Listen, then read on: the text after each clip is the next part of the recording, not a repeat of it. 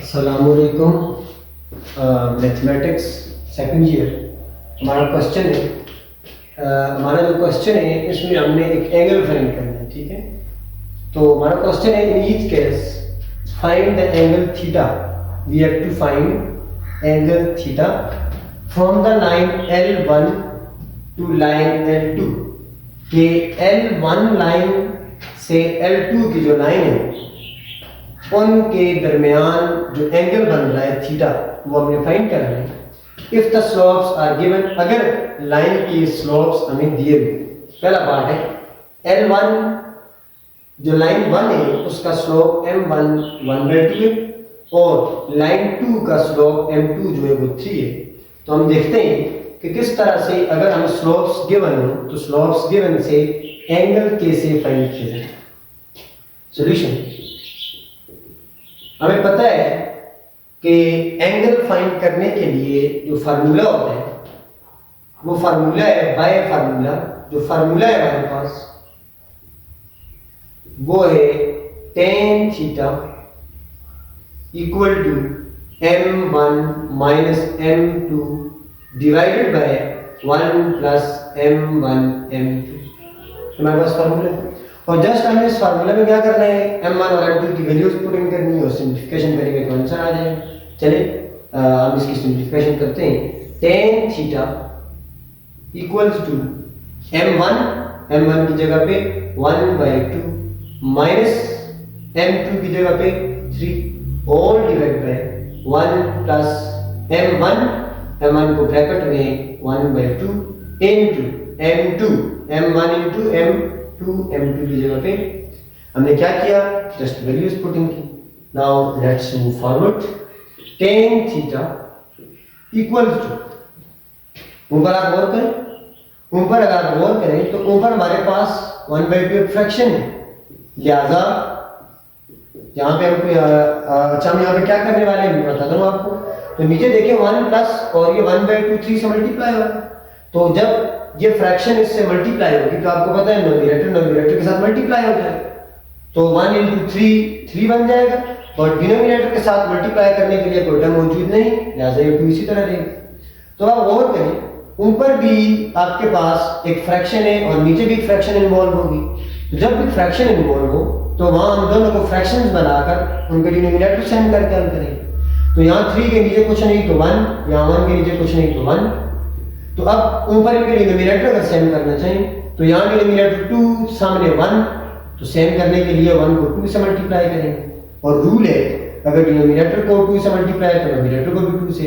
और exactly same scenario यहाँ भी है कि यहाँ भी दो फ्रैक्शंस हैं, प्लस हो रही हैं, ऊपर फ्रैक्शन माइनस हो रही है। रूल है कि जब भी फ्रैक्शन प्लस माइनस हो रही है तो इन्हें प्लस माइनस करने के लिए डिनोमिनेटर सेम किया जाए।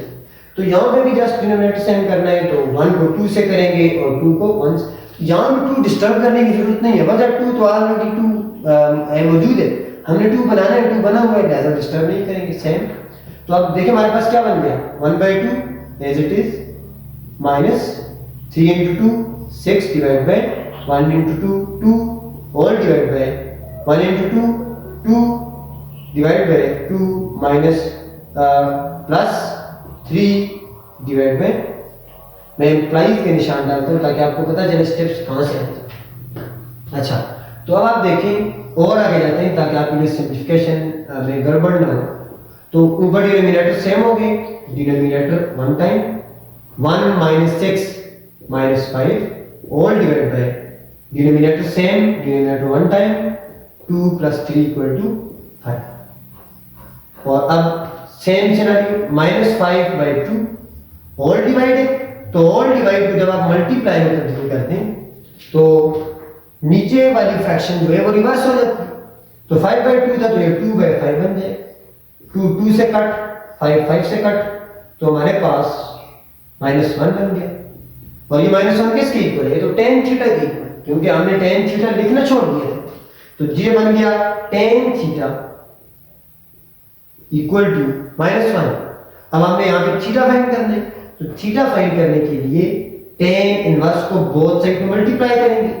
tan इनवर्स को इस तरफ भी मल्टीप्लाई किया और tan इनवर्स को हम राइट साइड पे मल्टीप्लाई कर देंगे। तो यहाँ पे टेन इनवर्स और टेन कट, तो theta equal to tan inverse of -1 को जब आप साइंटिफिक कैलकुलेटर में फीड करेंगे तो ये आंसर देगा 45 degree. That is your required angle जो कि लाइन L1 और L2 के दरमियान एग्जिस्ट कर। तो ये आपका क्वेश्चन था। अगर इसमें आपको कोई, ये बहुत सिंपल क्वेश्चन है, मैं रिपीट कर रहा हूँ। दो लाइंस के स्लोप्स दिए हुए थे, हमने एंगल फाइंड करना था, फार्मूला लगाया, फार्मूला में जस्ट m1 m2 की वैल्यूज पुटिंग की, ठीक है। जब वैल्यूज पुटिंग की तो यहाँ पे ये फ्रैक्शन फॉर्म में आ रही थी, लिहाजा इनके डिनोमिनेटर सेम किए। फिर जब डिनोमिनेटर सेम हो गए तो मैंने एक मरतबा लिखा और डिनोमिनेटर को आपस में ऑपरेट कर दिया, ये फॉर्म बन गई। फिर ऑल डिवाइड को मल्टीप्लाई में कन्वर्ट किया तो नीचे वाली जो टर्म है, ये नीचे वाली जो फ्रैक्शन है वो रिवर्स हो गई, इन्हें कट किया, tan थीटा इक्वल टू -1 बच गया। जब थीटा मालूम करने के लिए थीटा को अकेला करेंगे और इसे अकेला करने के लिए tan खत्म करेंगे। तो आपको पता है tan खत्म करने के लिए tan इनवर्स लाना होगा। तो जब tan इनवर्स को एक तरफ लाएंगे तो मजबूरी है दूसरी तरफ भी लाएंगे। tan इनवर्स को बोथ साइड मल्टीप्लाई किया, tan inverse tan cut theta equal to scientific calculator पे फीड करने से आंसर। अगर कोई मसला है कमेंट्स में आप पूछें। अल्लाह हाफिज़।